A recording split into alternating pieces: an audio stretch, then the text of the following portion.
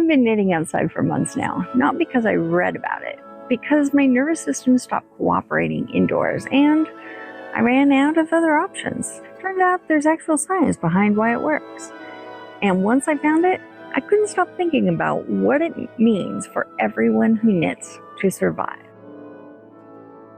This is a video about knitting for mental health, specifically what happens to your nervous system when you take that practice outside. Here's what nobody tells you when they hand you knitting needles as a mental health tool. Location matters. Specifically, your nervous system responds differently to the same activity depending on where you do it. Inside knitting is good.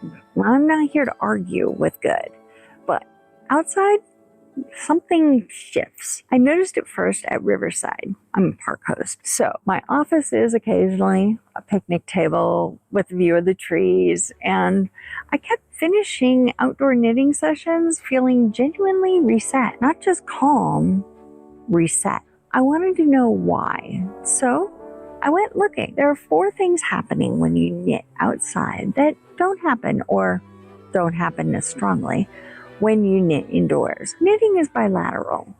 Both hands, rhythmic, repetitive.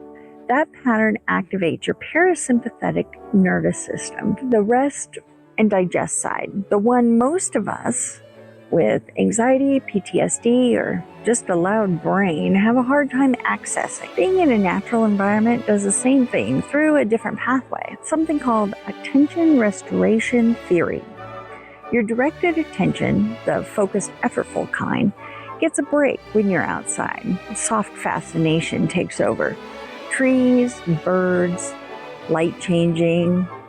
Your brain gets to stop gripping. Stack both of these together, you're getting a 2-front regulation hit. There's also something simpler going on. When you're outside, you have sensory input that indoor knitting doesn't provide. Temperature, airflow, sound variation, maybe the feel of grass or gravel under your feet. Your nervous system is getting real data about being safe in a real place. That's grounding, not the metaphor, the actual mechanism. And then there's what I like to think of as the scale problem. When you're inside, you're the biggest thing in the room. Your anxiety fills the space. Outside, you're just a person doing a thing, and there are trees, and the sky is very large. And your problems become proportionate to the actual world instead of the echo chamber of your living room. I did not expect that to be a real thing. It is a real thing. And then there's the one that feels almost too simple to mention: sunlight, vitamin D. If you live in the Pacific Northwest, there is a statistically good chance that your vitamin D is low, clinically low. Your doctor has probably mentioned it. This is not a character flaw, it's a geography problem. We live under a cloud.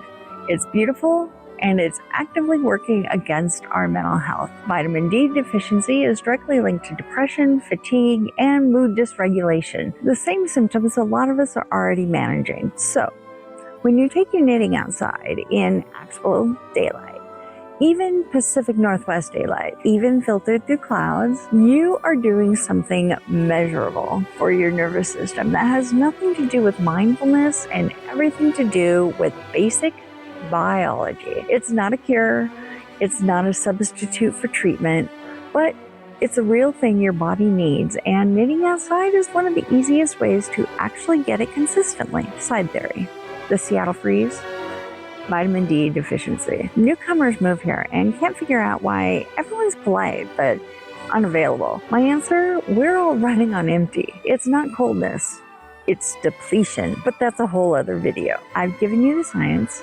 Now I want to give you the part that actually changes anything. Okay, practical. Because theory is useless if you can't use it. The barrier isn't motivation, it's friction. The reason most of us don't knit outside is that getting outside feels like a project. Here's how I reduce the friction. 1, have an outside kit.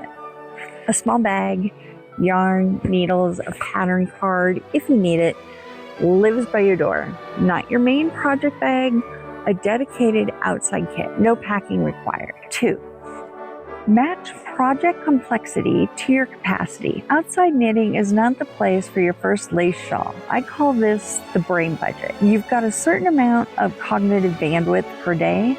Outdoor knitting should spend almost none of it on the knitting itself, so your nervous system can do its thing. Stockinette, garter, simple repeats you know by feel. 3. 10 minutes counts. I'm not asking you to move your entire creative practice outdoors. 10 minutes on a step, on a porch, a park bench, that's enough to get the shift. You don't need Riverside State Park, you need outside. And if you genuinely can't get outside, knitting still works. I want to be clear about that. The bilateral rhythm regulates. Outside amplifies it. Outside isn't required. This whole channel is basically a peer support group with yarn. We talk about knitting for mental health, knitting for anxiety, knitting for the days when your nervous system has opinions and none of them are helpful. If that's your thing, subscribe, drop a comment. Do you knit outside? Do you want to? Is the barrier friction or something else? I'm genuinely asking. And if you want to go deeper, the link in the description takes you to my Substack. It's free. It's where I write more about this stuff, and there's more coming soon. I'll see you next week.